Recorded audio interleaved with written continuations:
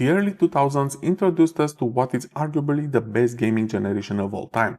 Technology evolution brought things like DVDs, the internet to our homes, and 3D graphics as the new standard in gaming.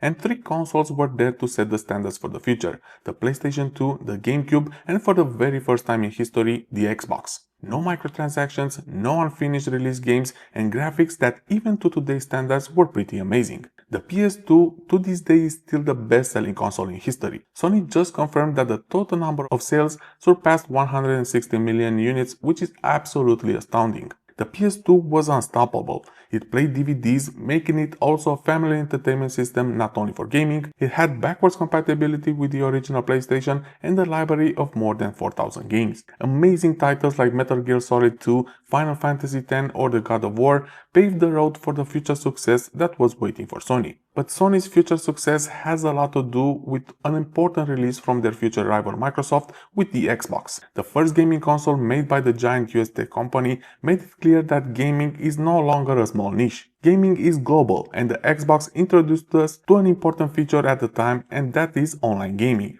You are no longer limited to couch co-op gaming. You could play with friends and strangers around the world. The Xbox had more power than any of its competitors, introduced an internal storage which was also first for a gaming console, and brought players some of the most well-known characters in history in Master Chief with the release of Halo Master Evolved. Even though it sold only 24 million units, it was clear that the Xbox is here to stay.